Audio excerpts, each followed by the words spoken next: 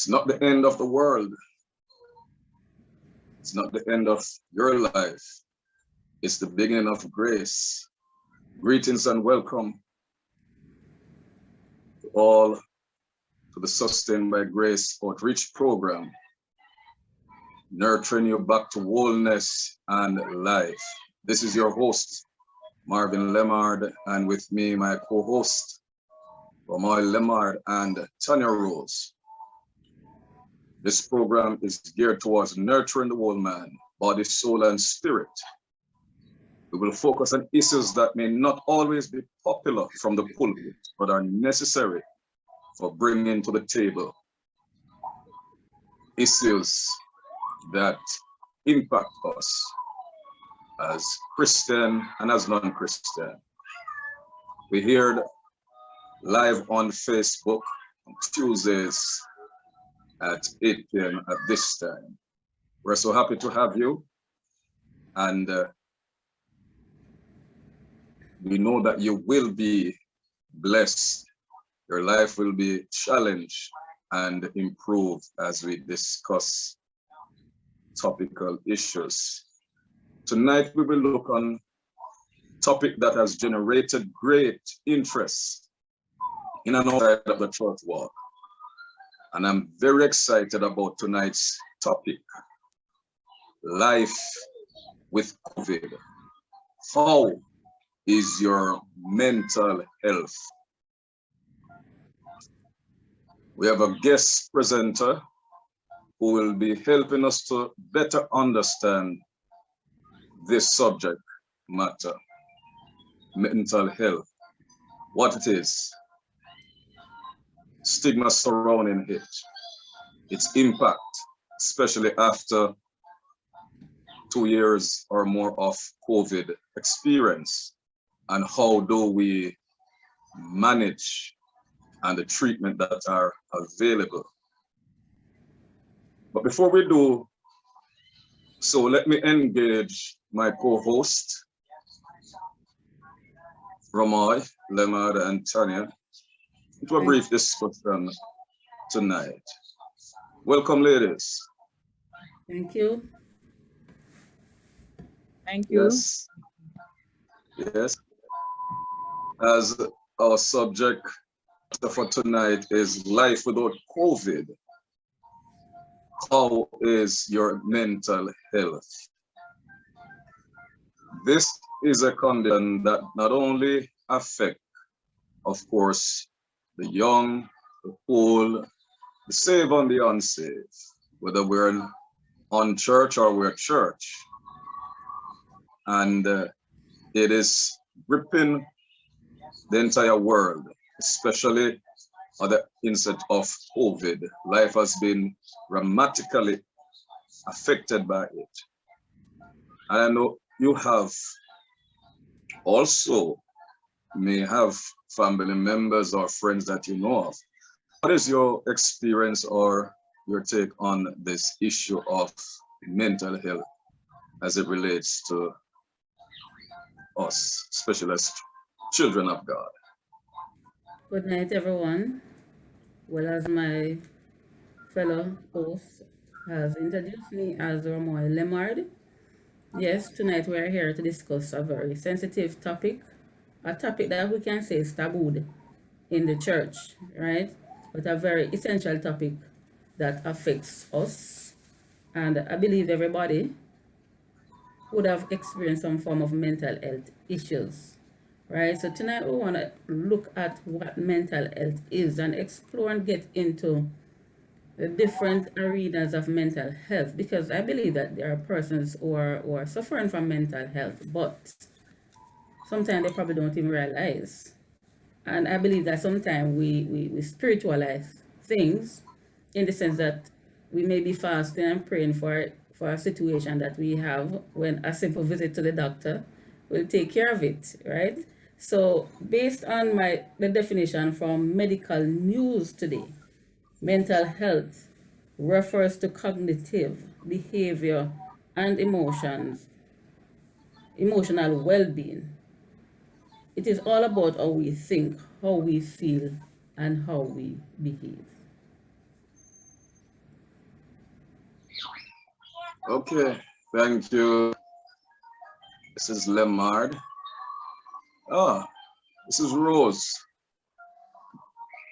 Do we have a response from you on the issue here? Good night, everyone. Host, co-host, Mr. and Mrs. Lamard. I just want to say that mental illness can't be seen or detected easily. A question I asked, can you look at me and see mental illness? No, you can't. We have persons who, before the COVID-19 pandemic came in, had some form of mental disorder. And with this pandemic affecting almost everyone, either emotionally, psychological, or socially, person with this disorder got affected the most. And we're just hoping that tonight we can uncover something about mental health and how we can help our loved ones, our friends who are suffering silently with this disorder. Thank you. Okay, thank you very much, Lemard and Miss Rose. Certainly, we hope that our audience will benefit from this discussion and will be able to inspire change in the lives of persons as they tune in on our live feed tonight.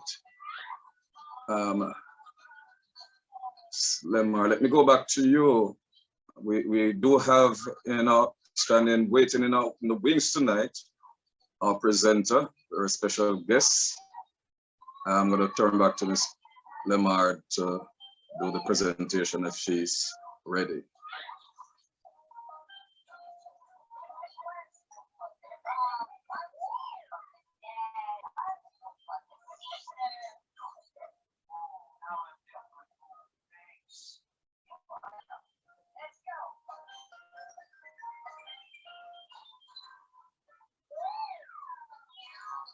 Lemar? I'm sorry. Okay, so all right. All right, so tonight, tonight we have with us a very important person among us. We are not the expert on mental health, right? But we are here to put the information out so that persons can benefit. And tonight we have with us a very special lady. And I'm gonna just take the time out to introduce her to you at this time. So we have Miss Faye Robinson T, RN nurse, she have her BA and MA honors, right? So she, Mrs. Faye Robinson T is a mental health nurse for over 20 years. So she has a lot of experience and currently works with the Clarendon Health Services as a community mental health officer. She's also a guidance counselor and graduate of the Caribbean Graduate School of Theology, where she earned a Master's of Arts in Counseling Psychology. Mrs. T is passionate about impacting present and future generations, and she seizes every opportunity to sensitize persons about relevant developmental, psychological, socio-cultural, and spiritual matters. Her approach to information sharing is characterized by creative musical expressions and comedy, and I think she may have a surprise for us tonight.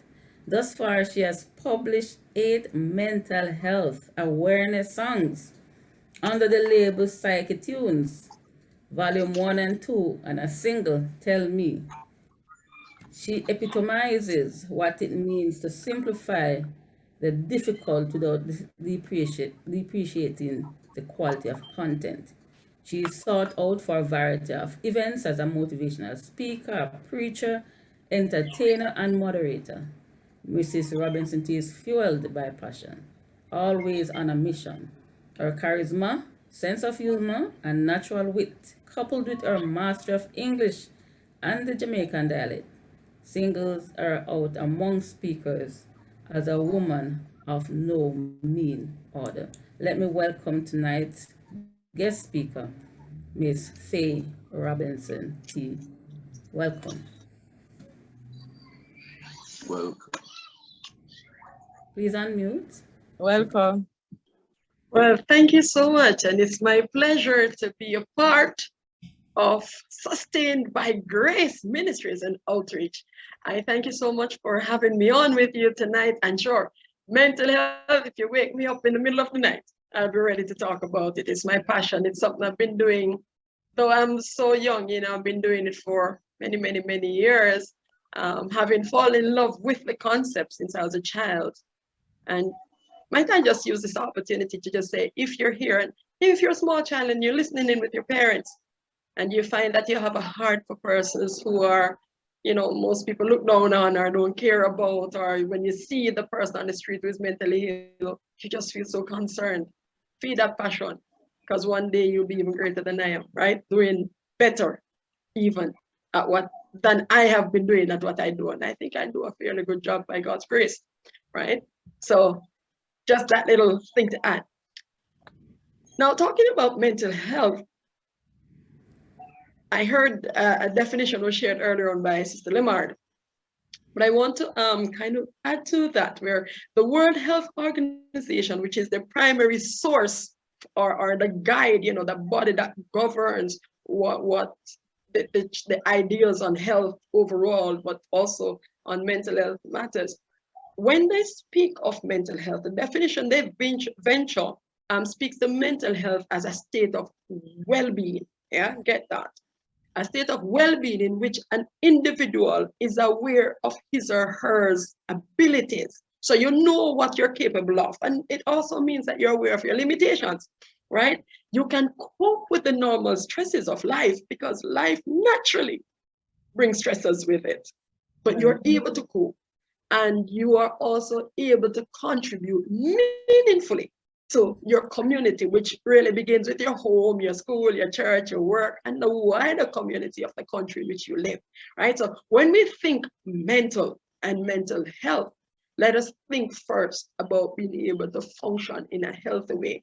The sad thing is, many people, once they hear mental, they say, no, has nothing to do with me. But because we're so wired to look at the negative components of it, that we miss the fact that mental applies to all of us. And you heard about me sharing news in comedy and music and that kind of stuff. The matter of stigma and discrimination and not wanting to face mental health issues or thinking it could never happen to me. It's for them, but never for me. I came up with this little jingle that says, look, if you can't get sick, it means that you might pick out the plastic. So when you see the mentally ill persons on the road, please don't try to hurt them. If you can't get sick, it means that you might pick out the plastic. So when you have the mentally ill persons in your home, please don't try to hurt them. You understand? Yeah, man, it comes from the plastic rice and plastic cabbage thing that they were purporting some time ago. I thought, but on the plastic brain, people can't get sick. So examine your brain, right? What material it's made of. If it's not from plastic, then any one of us is at risk of a mental health problem. And in saying that, what we must also recognize is that it's not a matter of being on the extremes, right? Mental health exists on a continuum, all right? Any one of us on any given day, if we're true to ourselves, we don't just wake up and we're happy all the way, No, at some point during the day, we're likely to have a little down moment. It could be that something happened. It could be that something did not happen, right? So it varies. Optimal mental health, you're coping very well.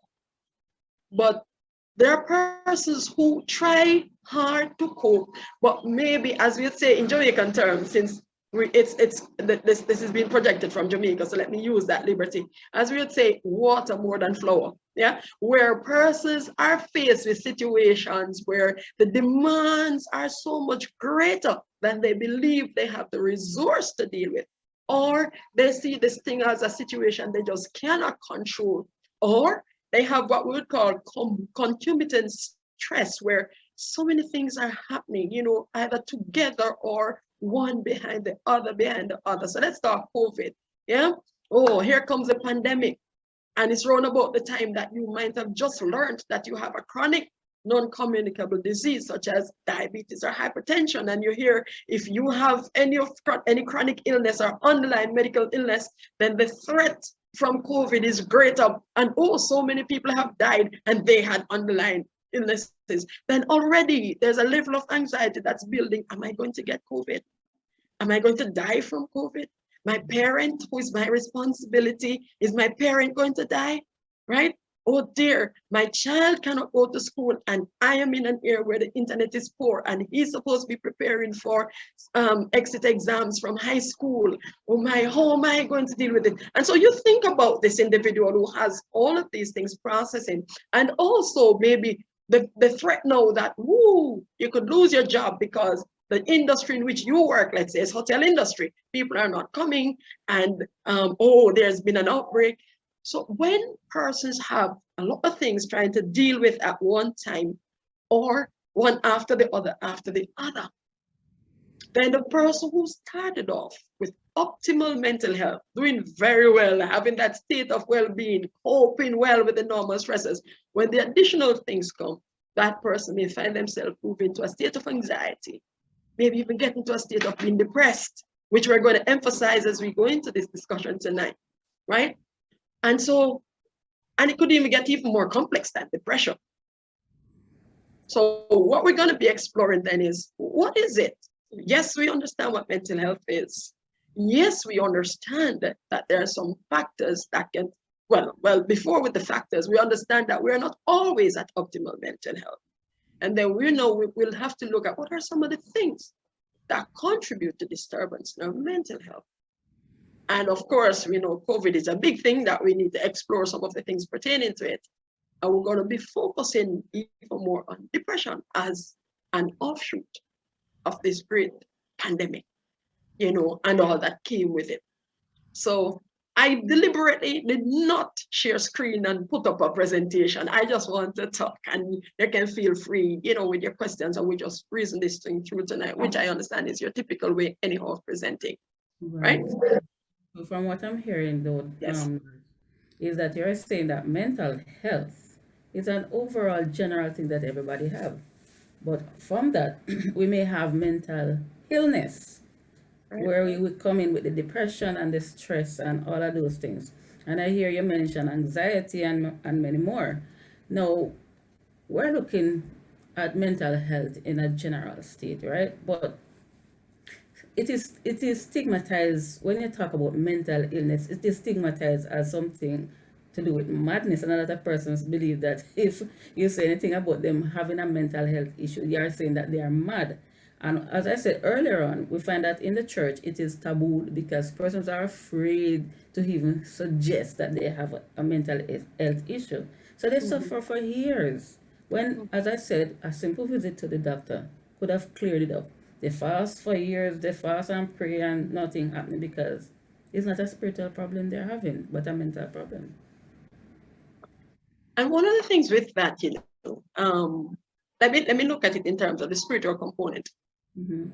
This concept of mental ill health or anything mental, because the science behind it, the whole thing of neuroscience and understanding exactly how the brain works, is one of those later developed sciences, right? And the concept of a mental disorder was tied to being caused by some spiritual problem.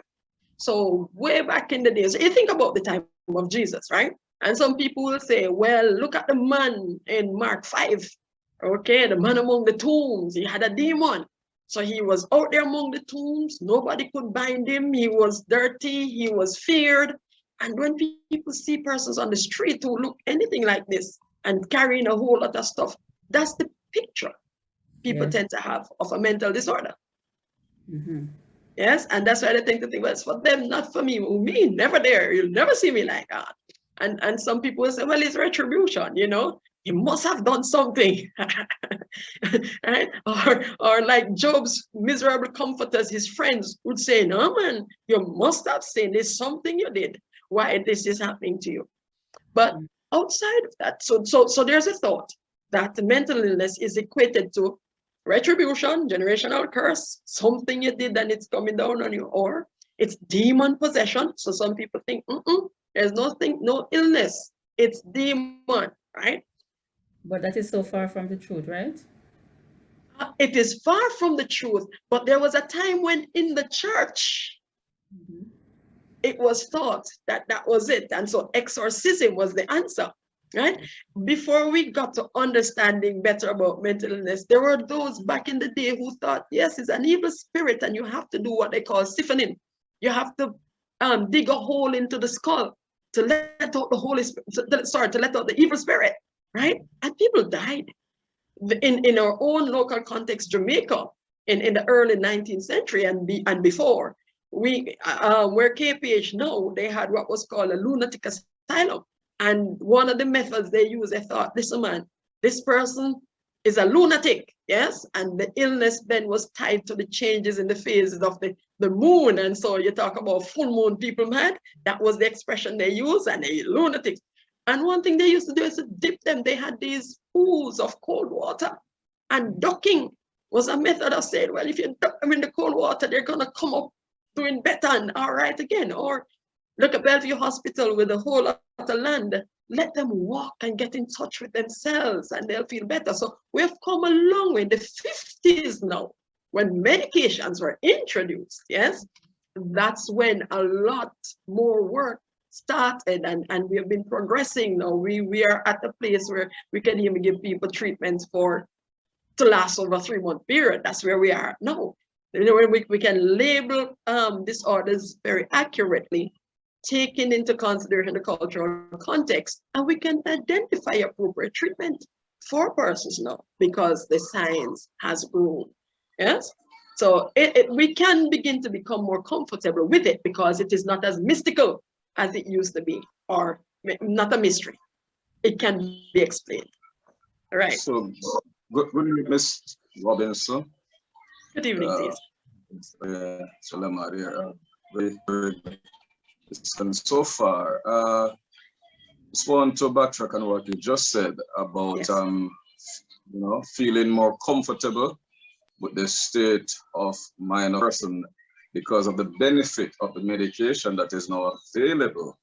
I just want to ask, in your experience, in the, you know, over the years, anyone have been really treated to the point that they are cured from this kind of disease, from its grip on them? They have changed. All right, let me answer you very carefully now.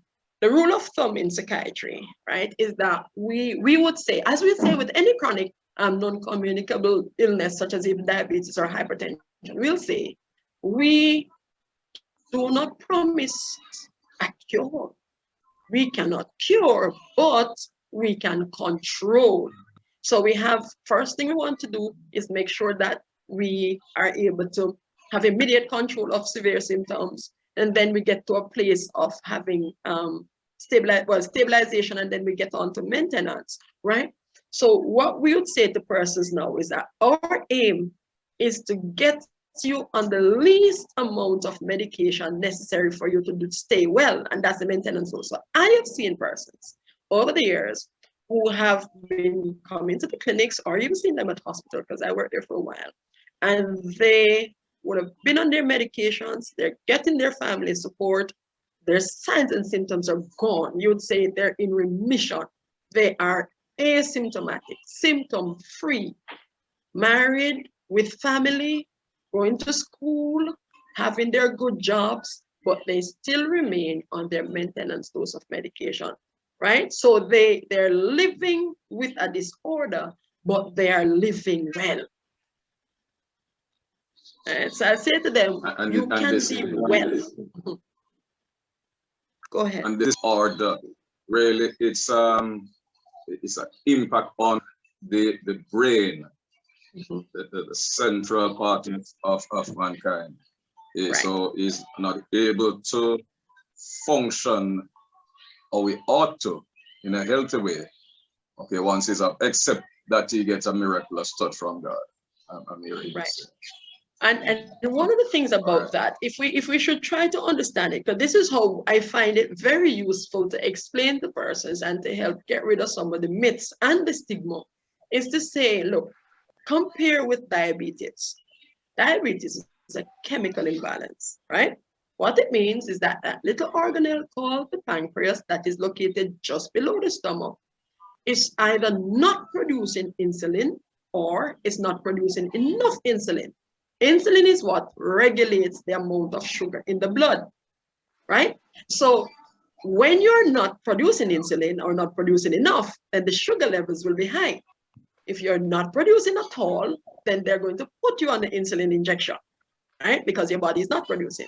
If your body is producing but not enough, then they're going to put you on the tablets likely to help you produce some more. Okay, let's look at mental disorders now. Mental disorders are explained as chemical imbalance in the brain. In the brain, we have chemicals that regulate how we think, how we feel, how we act. And these chemicals have names. So if we're talking about diabetes, we talk about insulin. If we're talking about depression, for example, then we would say your serotonin levels, right? Or your norepinephrine levels may be low, which is why the medications now are meant to improve those levels. So what we call them, we have the SSRIs, which is the selective serotonin reuptake inhibitors, or we have the SNRIs, which are the selective norepinephrine and serotonin reuptake inhibitors. What does this mean? All these long words. The serotonin, Yes. or the norepinephrine are the neurochemicals in the brain that allows you to enjoy life, allow you to feel good about yourself, feel good about others, have the energy and the drive and the zest to get things done, right? So when they are low, the tablets now allows them to build up more so that the body can benefit from their effect, right? And so somebody who was depressed can now experience an improvement in mood because the medication helps to make these chemicals more available so they can live their healthy, normal lives, right? Okay, Miss Robinson T. So you're saying that your physical health can affect your mental state, right? Oh, definitely. Definitely. Okay. Yes. And I might say to you, there are some foods even that we eat that are known. If, let's say, when persons are feeling depressed and in a low mood, one of the things that they sometimes do is go for what we call comfort foods. So, you know, in Jamaica, you may say to somebody, you see somebody looking nice and rosy and, you know, like put on weight. And you say, whoa, man, life agree with you, man. And you say, no, you know, it's stress, right? It could be that, yes, they are going through stresses. And then what they do now is that they spend time eating what we call the comfort food. So black chocolate, ice cream, the pastries, these give the body that feeling and it gives the surge, right? It ups the serotonin a bit, okay? And so the mood somewhat feels a little improved when they consume these things, but it has the flip side anyhow of the weight gain and cost again may affect your budget if you had a financial problem that was stressing you, right? Ripe bananas though are healthy foods that improve mood. Right. Yes, those of us who know the real Jamaican chocolate tea, as we call it, there's no such thing as chocolate tea really, but that's our way of expressing it. That is rich, genuine black chocolate. That's good for your brain. That's a happy food. Yes, right. So you're, and again, if your nutrition is poor, then you're not going to be feeding your brain well enough, and so all the lethargy and the fatigue and those things, like your concentration and your memory will be affected. If you're not sleeping well, these things will be affected too, right? So holistic healthcare contributes to proper mental health. But Nurse Robinson T, Yes. what I find though is that persons tends to focus mainly on their physical health We spend so, and I hear you speak about feeding the brain, but these things are not emphasized. It's as if persons even don't even know that they need to feed the brain. So we go along with make sure we eat 3 times, 3 meals per day, or we eat our snacks and all of that. But what about the brain? We are not focusing on feeding the brain, as I say. It's not emphasized, not something that we take as an important part. But I'm figuring from what you're saying that this is just as important as we'll feed the physical man and the spiritual man, that we also take care of the mental man. And that's why we're focusing on the whole man, right? Spirit, soul, mind, and body. So tell us some more about feeding the brain. How do we feed the brain? Is it that we watch TV and put in all manner of things in our brain? Is it what we eat? Is it what we take in, as the Bible says? It's not what goes in, but what comes out. How would we feed the brain? Right. Okay. For years, the Ministry of Health has had a slogan that says, there is no good health without good mental health. That's the Ministry of Health, Jamaica. That's been a slogan.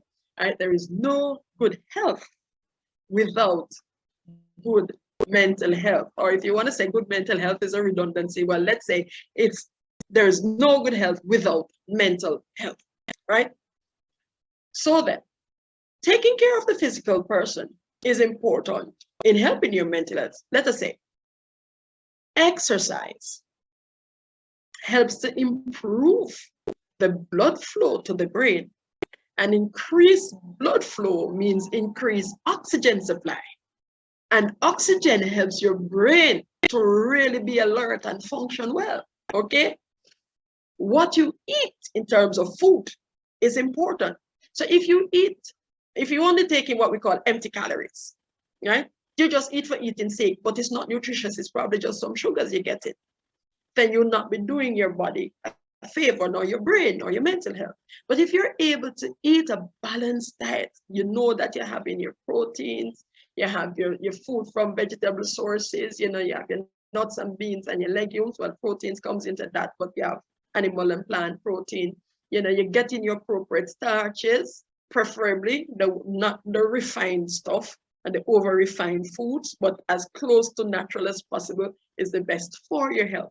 So if you have good physical health, it can help your mental health, which in the same breath, if you have poor physical health, then it could cause you to have poor mental health. You think about a person who has hypertension or diabetes, and though any of those or both out of control, then such a person is even going to be under greater mental health issue, because they're going to be fretting, Lord, what if something sticks me on my foot, or am I going to lose my sight? Or the males may say, Lord, I'm going to have to be on this medication. How is it going to affect my ability to produce children or even maintain, the vigor in my relationship? And things like these. If they have physical challenges, then anxiety and worry present as associated mental health problems, right? Talking about the television, for example, taking care of our mental health means that we also have to be mindful of what we take into our senses. What is it that we focus on? So we are living in an age where social media is big. And regrettably, there are some people who don't understand how to properly utilize this privilege of social media. So a lot of trauma, for example, is circulated. There's an accident, and instead of calling the ambulance and getting help, people are there trying to see who can get the video fastest to post somewhere, right? And they circulate a lot of traumatic events. And so what you find is that trauma, exposure to trauma, even though it may not be you as the victim, but when you see another person being victimized, and if so too, that other person is a close relative of yours, you can experience what we call vicarious trauma, right? When things come, I mean, the news, sometimes it's really hard to listen and to watch, especially because sometimes you hear, but at least it leaves something to your imagination. But when you watch and you're going to be seeing gruesome stuff, that's not healthy for you. It puts people on the edge. It creates fear. It stirs up greater levels of anxiety, right? Our children sometimes may have sleep disturbance because they get nightmares and people get flashbacks from what they see and stuff like that. So we ought to be mindful, right? Even the kind of movies that people watch, they have to be careful of it, right? The reality that they're exposed to in terms of trauma that people experience, they have to be careful. Even with this COVID pandemic, one of the things that we said to persons throughout as a way of preserving mental health, we said, do not stay stuck on the updates or the news of COVID. Don't keep checking how many have died, how many are positive, what is happening, where they have it. No, step back. You're traumatizing yourself and it's not good for your mental health, right? So that in this time too, people have lost loved ones, right? The impact of the pandemic, the deaths, and not even being able to have a proper funeral. Those are some of the things that can impact on your mental health. And if you keep yourself just focused on the traumatic stuff, then it means your mental health could likely deteriorate on account of that. All right? And I want to put a plug here. We have parents watching, and maybe there are still some children who are awake. The games that the children play, games that promote aggression and violence, stimulating the parts of the brain that are more primitive, and causing the part that is supposed to help them with reasoning and thinking and good judgment, causing that part to be underdeveloped. So the learning areas of the brain are being set back when the emotive aspect is growing, and albeit the emotions are those that get them on the edge and wired up and aggressive and those kind of emotions. So we have to be mindful too of what they participate in, the games they play, the games they watch. Even racing games can be harmful because you get that adrenaline rush and the brain is just, you're on high, you're on edge. So we have to take care of our brains, our mental health, by being careful what we're taking into our physical body and being careful what we take into our mind through our senses. Nurse Robinson T, a question here. Yes. You just spoke about trauma, because yes. It can be past trauma or previous trauma that can affect a person's mental health. You also state about children, living with children, but how do you tell?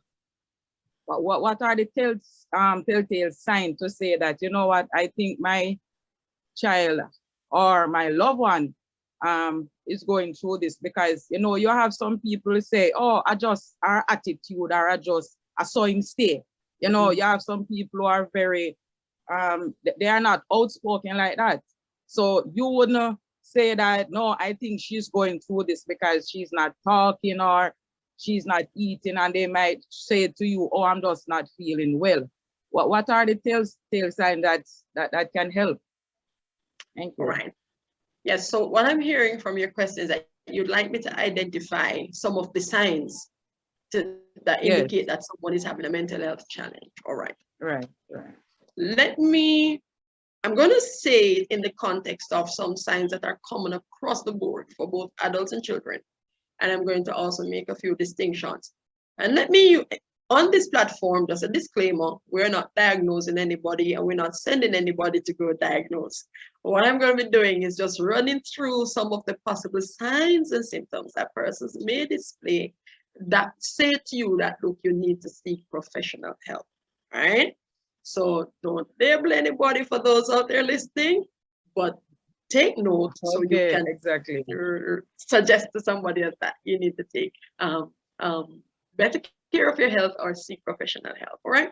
So let's look. Right. One of the most common mental disorder in the world are anxiety disorders. Anxiety is the most common, right? But the leading cause of disability is depression. So these are two that are worth looking at, and depression is high. It's not a state of 1 in 5 persons. That's what the statistics now show, 1 in 5 persons. So if you have 5 persons in the room, one of those persons is likely a candidate for depression. Nurse T, can you repeat what you just said? Repeat. Right, because I just wanted to get out there. You said 1 in 5, and that's the most cause of disability, depression. Right. So depression is the leading cause of disability worldwide, not motor vehicle accidents and and physical challenges, but major depression. Why? Because people may look physically well, they may even go to work, but because of the impact of the depression, they are not able to function as well as they ought to. So you may have people being absent from work, or you may have what is the presenteeism, where they show up, but they can't function. So disability is not only physical, disability can be mental, related to your mental state, right? It can impair your ability to function. So let me go to, yes. For those of us who are not acquainted with the term or the definition, I assume you're about to share that with us anyway. In terms of depression? Yes. What depression. It is, really. Right. So I'm going to share for both anxiety and depression. And so I was giving the backdrop to why I'm going to kind of focus here, because these illnesses are so common. So let me start with depression, since you said it then. Depression is referred to, or major depressive disorder is a syndrome, meaning it's a combination of a set number of signs and symptoms, which when they happen together, the label can be put on to say that this is a major depressive disorder. And major depression is a disorder that is characterized by feelings of sadness, yes, and lack of interest in pleasurable activities. Those are two key things. And let's go down now. And in fact, what happens is that when we're going to say somebody's suffering from depression, they're going to be having a combination of any 4 or 5 out of 9 sets of, or a list of 9 symptoms. And these would be happening together most days of the week, most times of the day, for at least a 2-week period, right? Those are something that we have to bear in mind before we can diagnose somebody as having a major depressive disorder. So there's a syndrome, a list of signs and symptoms, where the person has a combination of at least 5 happening together most days of the week, most times of the day, over at least a 2-week period.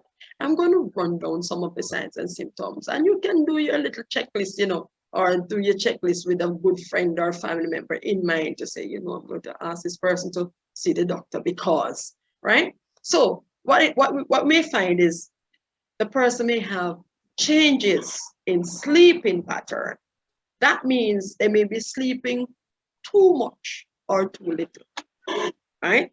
So the person would normally get a nice 8 hours sleep for the night, right through the night, and comfortable, can barely sleep for 2 hours. Be it that they have problem falling asleep, or they fall asleep but wake up back after 2 hours and can't go back to sleep. Yes, right? That kind of thing. So it changes in sleep pattern. Some people sleep a lot, and it's not that they're so tired, but they would rather not think about the stressors, or they don't feel like getting out of the bed at all. They don't even have the energy to get out of it, right? So changes in sleep pattern, changes in eating pattern, where persons may eat too much or too little, right? Persons have a sad or irritable mood. Okay, they're just sad. And oftentimes with sadness comes tearfulness. I can't stop myself from crying. Those tend to go together. Yes, persons may have feelings of lethargy or lack of energy. So yes, they know that they ate something, and they know that they slept, they just finished sleeping for 10 hours, but they're still tired, right? Persons may have problems with memory, which is what we're talking about, cognitive symptoms, poor memory, poor concentration. I can't even remember. Oh Lord, I put the thing there and I'm not remembering. But I can't remember what is it I'm supposed to do. Oh dear, I keep missing the appointments. And so you find that you're not remembering things that you normally remember. It's not a case of dementia here, right? Say dementia of aging, where with aging comes the loss in memory, no, but it's just you who normally do so well suddenly just have a problem remembering things. Or you're not concentrating, so you're an accountant and you're supposed to be checking your figures up, but you just can't get that balance sheet right. You're doing the same thing over and over again. Maybe a student at school and you're studying and you keep reading one line, and the past 3 hours you're sitting down trying to grasp a concept, but it's just not sticking. You can't focus. Your mind keeps going away from the task, right? That's decreasing concentration. There are some persons who may start having feelings of lowered self-worth, don't feel like they're valued or valuable, right? And they tend to start criticizing themselves a lot. So they can't even accept compliments because they think they're not deserving. Yes, so that sense of diminished self-worth. There are others who may have what we would call unearned guilt, these feelings of guilt and shame. Yes, like, or it happened because of me, or I did this or that. You think, for example, somebody who might have been abused, who takes on that load of saying, I brought it on myself, I caused it to happen, I am worthless, you know, I am not, I'm all messed up, I'm not good enough, so this little expression people use sometimes of feeling like damaged goods, right? These feelings, you didn't hurt yourself, you didn't abuse yourself, but yet feeling guilty and feeling responsible. An accident happened, you didn't do anything, but you feel maybe if I wasn't there, or maybe if I was there.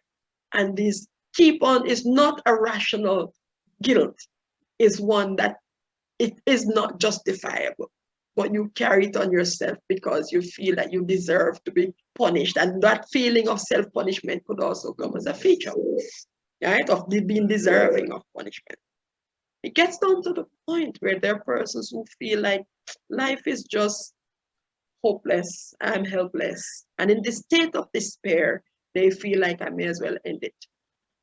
So people begin to have suicidal ideas. Yes? And that may be expressed differently.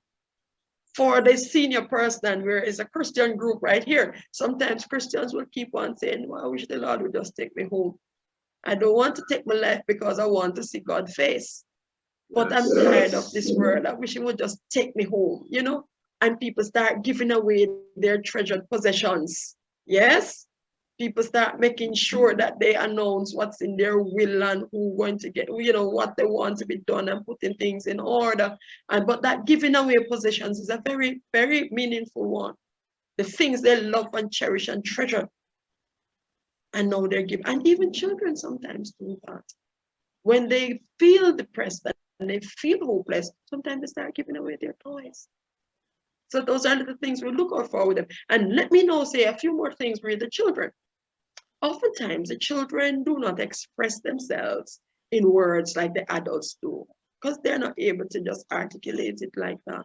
But what you may find is that a child who's normally calm and helpful and easy to soothe just becomes aggressive, and you heard that your good, peaceful Christian child is fighting at school. Or the child who is normally outgoing and involved and active suddenly becomes withdrawn, not wanting to talk to anybody, not wanting to be with friends, don't want to go out. You look for things like that, where there's a decline in the child's school performance. Could be that they have lost interest in that which they used to love math. Could be they lost interest. Or it could be because of impairment in the concentration and memory brought about by the feelings of depression, that the child's school performance is down. So it's not to say, Picnic, when me wasting your money on my money on your phone. This school has sent you. You're not doing anything at school. If we do that, we're adding fuel to fire. And the child would even feel more dejected and worthless. And children like those are sometimes even more at risk of self-harm. Right? So we have to spot the signs. The same thing. They could have the changes in the eating and sleeping pattern, just the same as the adults would do. All right. So we have, and another thing I must mention is sometimes a lack of attention to self-care. So the person would normally take time to go to the barber and get groomed nicely, or she goes to the hairdresser and, you know, make sure she coordinates well in her attire and so on. The child would take pride in his or her uniform, and then you see that, but the clothes not being washed properly or not being ironed, and you begin to look and you say, no man, this person falling off shape, something not so right. You know, the environment is untidy, and they say, right? So those are things that we can look out for as we seek to identify whether somebody may be having a mental health challenge. That was quite a mouthful. Yes. So you're recommending then, based on the signs that we may see among in our family, in our home, among our church, in our workplaces, that these possible could be signs that these persons are having these challenges. And but it's not easy to tell somebody what we think of them, is it? Is there a way to my friend, my partner, you know, business partner, a church brother, my pastor perhaps, to say, you know, I think you need to go and check based on what I'm saying. Right. And this is best done in the context of a relationship. So in relationships that are built meaningfully over time, you get to have a sense of how you can communicate what to whom, right? There are some people who will definitely be resistive. But one good thing to do is to start off with saying, hey, just asking generally, yeah? How is the family? Tell me about work, man. I know for all of us, it's been challenging with COVID and stuff. What's going on with work, right? And you talk about this. So with all that, man, you're managing to get your sleep and things. A conversation. And that conversation comes down to the point and say, but by the way, you've been going and going. You know, when was the last time you went to your doctor for a little checkup, man? Yeah, and you can start from that point of a physical checkup, because that's important. It's the last time. But you need to, I'll go with you, man. Because I need to go and get one tour. You know, I went and got mine last week, or I'm really planning to go get a checkup coming up because times have been rough. I don't even know what my blood pressure is like. And just that proposal and that conversation, yes, is not an instruction. We're having a conversation and we're highlighting a few things. And you know, you can say, yeah, because it's good to start with the medical doctor. Here's what's important. Medical conditions can present like mental health problems too. Let me give you one. A person who has a thyroid problem, you know, sometimes you see people with a little swelling under the neck and they say they have goiter. Yes? Yes. It's there we go with another chemical in the body, which when there's an imbalance, it can cause a problem. So if somebody's thyroid gland, yes, is not producing what we call thyroxine, which is very important in how the body is able to manage what you eat and stuff like that. If it is that it is not working well, then somebody can present as if they have depression.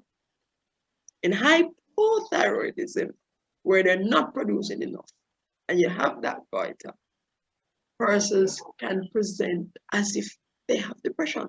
A person going through menopause can show signs and symptoms that look like depression because of the changes in, again, the hormones, the chemicals in the body, right?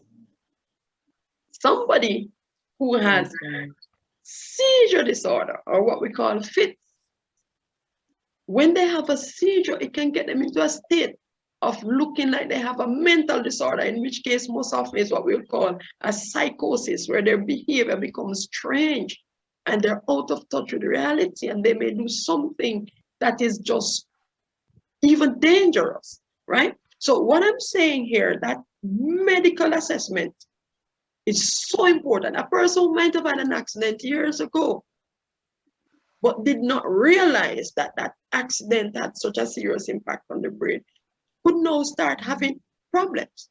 A person who has a tumor in the brain, yes, can start showing signs that looks like a mental disorder because the behavior is just different.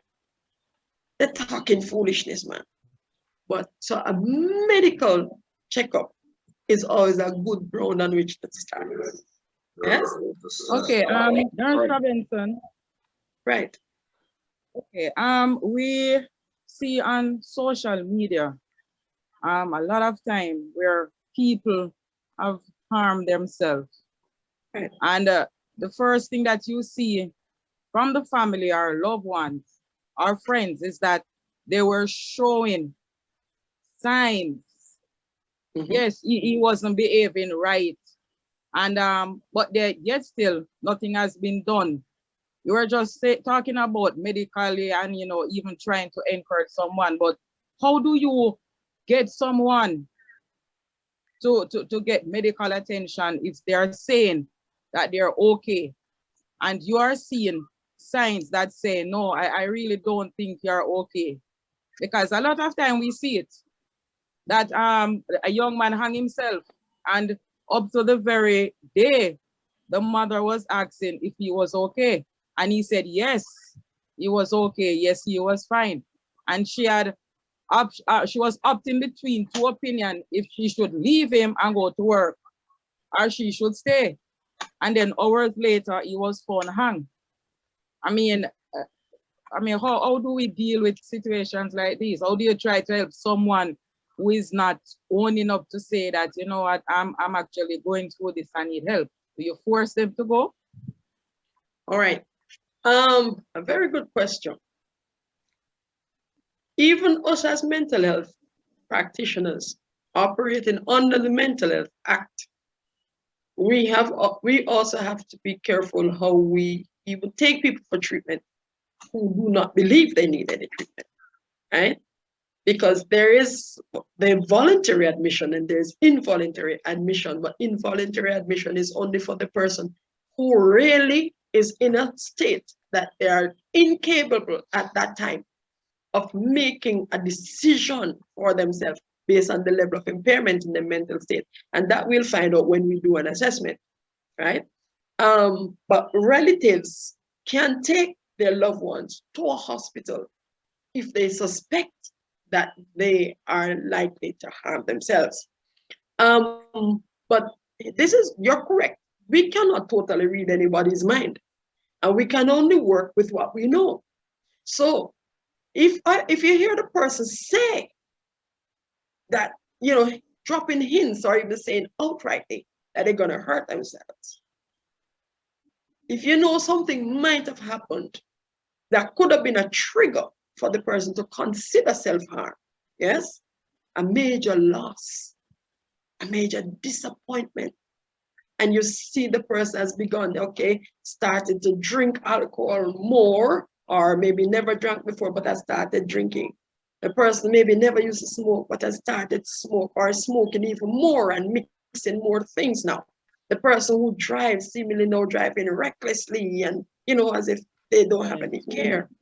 And as I mentioned earlier on, the person who starts giving away things or expressing displeasure with life and being tired of life and so on, but even though they didn't say, I'm going to kill myself, where a person might have attempted suicide in the past, right? These are some of the things now where if you pick up any of these hints, to err on the side of caution, go to the emergency room of the hospital. Let the professional do the assessment and decide that the risk is not high. But we cannot totally read we can't read anybody's mind in the first place. So you may even have a situation of the person being taken to the doctor. And then at the end of the day, the doctor may say, well, the person doesn't have the intent, doesn't have the plan. And even if they said they had the plan, don't have the means, because these are some of the things that they'll assess.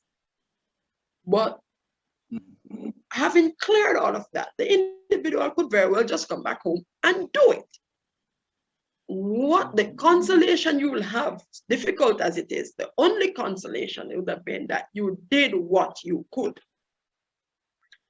because we are not the Messiah, we cannot control all the variables. So if you try and the person comes back and self-harm and commit suicide and so on, you don't have to live with that guilt for the rest of your life. You'll have the pain, you'll feel sad, but you cannot blame yourself because you didn't make him or her do it.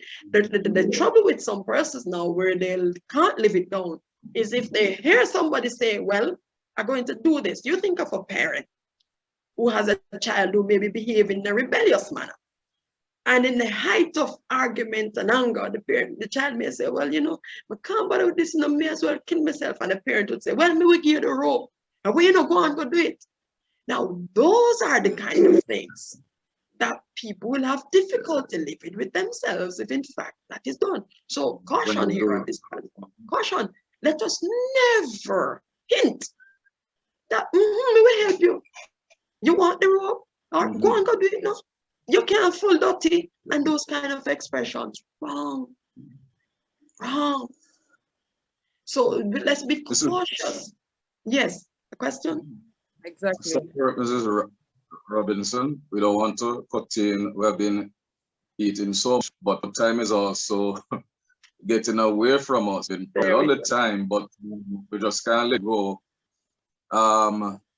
There are so many questions, and I'm sure that you have a lot of answers for us. But just want to drop 2 or so more questions before we start to close the show. All right. Want to tell us, is there a risk, or who is at risk most with this mental problem? Male or female? That's one of the questions. And is there an age in that? And does background or heredity or genes have anything to do with its status? That's actually a triple barrel question. All right, Rudo, nice. Let me start with the last part of the question. Or in fact, risk factors. One risk factor for any kind of mental illness is a family history, heredity, right? So where somebody in the family has had a mental disorder, the risk is there that others may have it. It doesn't necessarily mean it will happen, but the risk is there, right? Other factors, I say to you, poverty is a risk factor. Because with poverty comes the lack of some of the amenities that you need and the things that you need to help make life easier. Yes? Where you have to be worrying about how you're going to eat, if you're going to eat, what will happen with the children, your safety, your security. And oftentimes poverty is aligned with living in some volatile area. And so even your life is threatened because of violence around you and so on, right? A history of childhood adverse experiences, right? Like parental separation, conflicts in the home, somebody going to prison, somebody using drugs, child abuse, where those things might have been a part of a person's background, then the risk increases as well. Okay. So I just identify. So we have to look at it in terms of the biological, which has to do with the heredity. And in that, you might also add whether the person might have had, let's say, a motor vehicle accident that could have caused direct trauma to the brain, right? Psychological factors. This is where like the child abuse or the childhood adverse experiences of childhood come in, right? Social factors would take in the poverty, for example. Okay, these are some of the things that come into play, right? Man is a biopsychosocial spiritual being. So you also have to look at the spiritual component, right? Because people in a crisis of faith could also be at risk. Okay, people who are not being supported in dealing with their natural issues because everything is spiritualized are at risk of even now what would have started as a little thing becoming big and out of hand because they're not getting that kind of support. It's masked by the spirituality, all right? And the opposite is also true. People who do not align themselves with any particular faith, research shows that they are at risk of not being able to cope with the challenges because they don't have that assurance of someone greater than themselves to help them through, all right? So there are a number of things that we could look at in that regard in terms of who is at risk, and anybody's at risk. When it comes to depression, it is found that more female experience depression than males. right? I mentioned suicide a while ago. What we find is that more females tend to have suicidal ideas, but more men complete the suicide. Because when men decide that they're going to do it, they use more lethal means. So they go in it, just finish it. But ladies will use means that they hope to survive. And it's not just to say, oh, it's attention seeking. No, it's a cry for help. But we do have females completing suicide too, but most often they have what we call parasuicide behavior. They do something that they can recover from, but the men tend to go for the more lethal means. So we have more men who would actually complete the suicide than the women. But depression is more common in women than in men.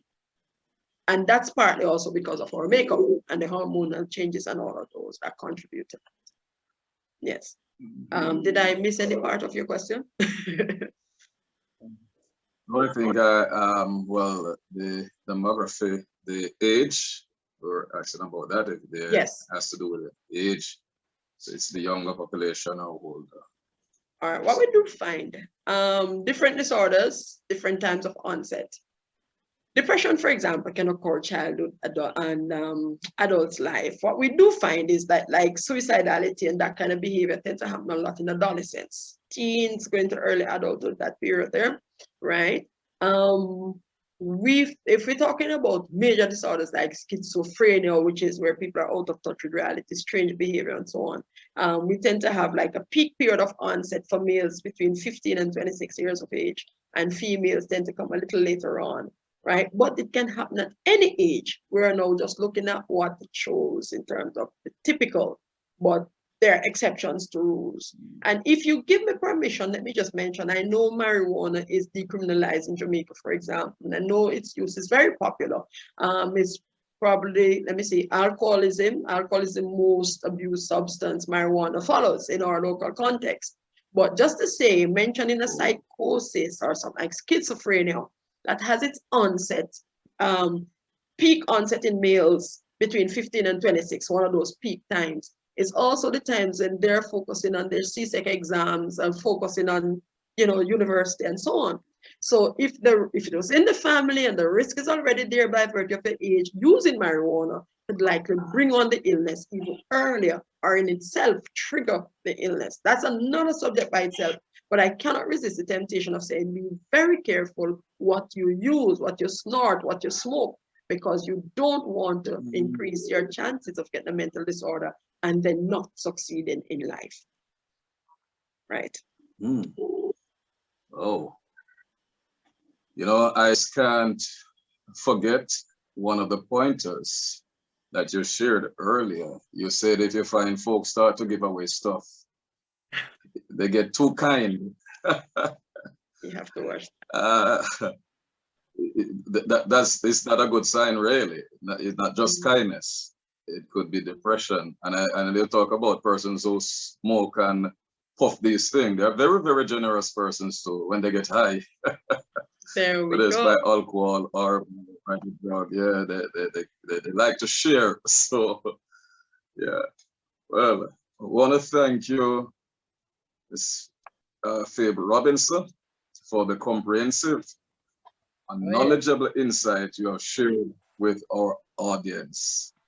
And I know that you are loaded and you have much more to give. Yes. I can tell. And we're so happy that you have given us your time, your wisdom, and has really lent us yourself. Share things so we are better off tonight than when we came. It's really been impactful. And I think that we will have to have you back. Oh, yes. To grace. Amen.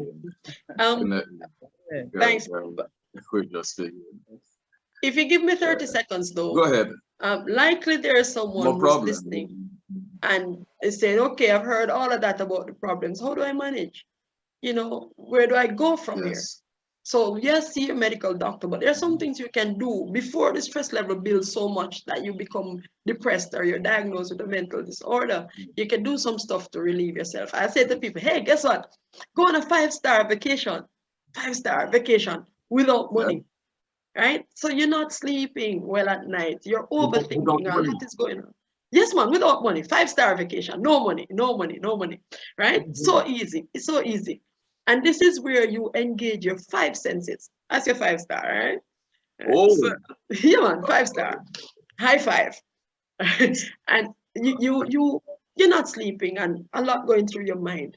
Well, take yourself in your mind to that space where you know you're comfortable, you're happy, a place where memories were made. So like for me, I love Sunset Beach, Bay, you know, nice. And you just take yourself there. Shut out the trouble and the problems. And while you're in that space, you engage your senses, right? What am I seeing? So you can count down, all right, 5 things you see, 4 things you hear, yeah, 3 things you feel, 2 things you smell, 1 thing you taste, and you just get into that 5-star mode, engage your senses. And what you're actually doing is that you're causing your level of worry and anxiety to be decreased because you have changed your focus now to get you into a space where you feel safe. And you can expand that, who is there with you, you know, all of that, right? Other thing you can do is just some breathing exercises. So where you are matters, because you could be at your home and it become a bit toxic for you, etc. Or it could be work. And as you say, you take yourself away a bit from that. That will help you live longer too, and give you the strength to manage. And you don't need to use a whole lot of time. You can even do that in 5 minutes, really. Just that vacation, 5-minute vacation, right? You can also breathe, deep breathing exercises. So for the construction people in the room, 4 by 4 by 4, right? It's not the dimensions of a triangular room. What it is that you sit comfortably, as relaxed as you can, and you breathe. Breathe into the count of 4. Hold the breath the count of 4, and then you release slowly to the count of 4. So you breathe in through your nostrils, hold the breath, then you breathe out through your mouth like you're blowing out a candle. And you repeat those cycles, giving a little extra oxygen to the brain and saying to your whole system, your nervous system, calm down, calm down, calm on, calm down. The stress is not so great, calm down. And you'll be amazed what that does to relax even your muscles and so on. So those are 2 things I just want to share with you. If you're feeling stressed and calm, and like everything mounting down on you, 2 things that you can try as relaxation techniques. And of course, find somebody to talk to. All right? Journal about your feelings. Start with a gratitude journal. Write out some positive stuff. There's a lot to say, but I'm going to send you to do a little research for yourself as well because time is running out. But thanks for having me. Yes, and do you offer such counseling or help to persons who may need it? Yes, in the Jamaican context. It's a one-to-one. Yes, I'm aware that we're on an international platform, and so I have to be ethical in my expression. I provide counseling services in the Jamaican context. As you'd have heard, I am an associate counseling psychologist, master's trained, not doctoral trained, right? So I do bounce things off my doctoral supervisor just to make sure we're maintaining the best practice. That's what the ethics require, right? And so I provide a kind of service. I'm based in Clarendon, but I'm trained to do telephone and online therapy. So locally in Jamaica, I'm able to do that with adults and children, all right? So that's T-Stress services for you. Yes. Persons want to benefit from your expertise, you would be able to share your contacts with them or anything like that? Oh, sure. I could, there's no chat for me to type in here, right? It's not. So yes, I can. Send it to me, I think, yes. Right, I'll put my number in the chat so you have that benefit. So it's at 876-317 2707. Okay. Mrs. T. And the same contact number if you want me to do presentations of any sort, from preaching to teaching to group individual work. I do that. I had quite a lot of motivational speeches and stuff like that. That's what I do. That's my passion. Okay, so workplace persons can get you, church people can get you, a football team can get you. Now you're speaking my language, football, right? Yes. Yes. I'm sure you'll be much more happier, a happier Jamaica and a happier world. You know? Yes. So for that. But anything else you want to say before, you are welcome to do that in closing. I just want to say thanks again for having me on. And I'm really happy to know that we're paying more attention to mental health matters, because mental health matters, all right? And it's up to you, it's up to me. There are few people who will be prepared to treat you better than you are willing to treat yourself. Or you only have you. So do the best for you. It doesn't matter your shape, it doesn't matter the state you're in. Love you. And anybody who chooses not to love you, when they see how you love yourself, they won't be able to help but to follow your own example, right? You're special, you're unique. The fact that you're on earth, it means you have purpose and destiny all over you. So you may feel like you're in a patch right now, it's a comma, it's not a full stop, right? There is hope, as the sentence continues. I feel like a DJ is coming on. Well, blessings on you, take good care. And thanks again for having me. Thank everybody, Sister Ruth, everybody, right? Yes, And wow, thank you for coming. It was lovely. Could sit and listen to you the whole night. yes. Thank you. Another song with us before we go. All right, so you want to hear one of our tunes, right? Okay, so Yes. let's talk depression a little bit. Let me summarize depression for you. It says, depression is a sickness, not a weakness. Depression is a sickness, not a weakness. Depression is a sickness, not a weakness. Depression is a sickness, not a weakness. No matter how you think you are strong, when your serotonin level gets low, without medication, down you might go. Depression is a sickness, not a weakness. Depression is a sickness, not a weakness. Na, na, na, na, na, na, na. Depression is a sickness, not a weakness. Depression is a sickness, not a weakness. Let me tell you about the signs and symptoms. Let me tell you about the signs and symptoms. If you're overeating or undereating, oversleeping or undersleeping, the least little thing you get irritable, and you no longer do the things you enjoy. Find yourself sad and very tearful, and above everything you feel tired of life. Depression is a sickness, not a weakness. Depression is a sickness, not a weakness. Depression is a sickness, not a weakness.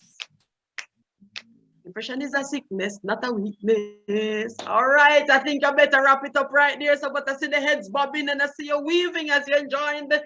What if I had the music with it? It would be nice. Thank you very much. Yeah. Well done. Not only the lyrics, but the music, everything comprehensive. Yeah, so, I Yeah. do songs like those. Mental Depression, health. schizophrenia, human trafficking. I teach about those things. Child abuse. I'm an edutainer. I teach using music. Yeah. Indeed. That's wonderful, wonderful, wonderful. I want to congratulate you on all your accomplishment. And as you expand, as we know that the Lord will take you to places, prayers of you, and we're so glad to have you and to hear all that wealth of knowledge and encouragement to take care of ourselves. And I like that 5-star thing. I'm gonna try it starting tonight. If it's even one thing at a time before we come back and close out. Okay, thanks again, everyone, for tuning in, and it was such a wonderful presentation. We have some training programs that we're offering that as we enlighten you in these programs, we will also want to be very proactive in also equipping persons to be the best of themselves. So we have training programs such as church leadership programs. If you're auxiliary worker, a church leader, president, you are invited to take part in this leadership training, which can help you to enhance how you function effectively as a church leader. We also have church administration. So if you are a church secretary or so forth, you can sign up for one of these programs. And the programs are not only for church persons or Christian. You can also take it if you are not any of those persons. It's just that it will be done from a spiritual or biblical perspective. So you're invited to also participate in our usher training. We have also our health ambassador training where we are going to be equipping persons to live healthy, and not only for yourself but to train in such a way that you can go out and be an ambassador and help other persons to have a healthy lifestyle. We also have Christian entrepreneurship, and we're looking at the fact that sometimes there are persons in the church that God has called to be entrepreneurs, persons who can provide employment for other needy persons in the church or in the community, or to even start a business for the church where the church can use it as a means of self-sufficiency. So we're inviting you, we are now in the registration process, we're inviting you to register for one of these programs. They are very affordable, and whatever money we collect for these programs goes towards our operational costs and also towards our charitable programs, which we have one coming up in August 2022, where we are seeking to help persons who are going to colleges and high school with within a scholarship program. So we are asking you to help us to make this happen. You can visit our website at www.sustainedbygraceministries.org or send us an email at info@sustainedbygraceministries.org. You can also WhatsApp us at 876-542-550. So that is www.sustainedbygraceministries.org, or send us an email at info@sustainedbygraceministries. You can also WhatsApp us at 876-542-5590. Thank you. Thank you, Ms. Lemar. I want to thank our our team members, our production specialists, and others for making this possible tonight. Remind you again that next week, Tuesday at 8 p.m., we'll be live on here, and we'll be having a very special Thursday edition. Yeah. On behalf of my co-hosts, Romoy Lemard and Tanya Rose, want to give God thanks also for our special speaker, guest presenter, Ms. Faye Robinson. Right. This has been Nurturing You Back to Wellness and Life. I'm Marvin Lemard, reminding you His grace is sufficient for you. Have a great night. God bless you, everyone. Thank you for tuning in. Good night, everyone. Thanks for coming in. God bless you. Thank you. Good night, guys. God bless you. Yes, hi, Sister Dyer. God bless you. All right.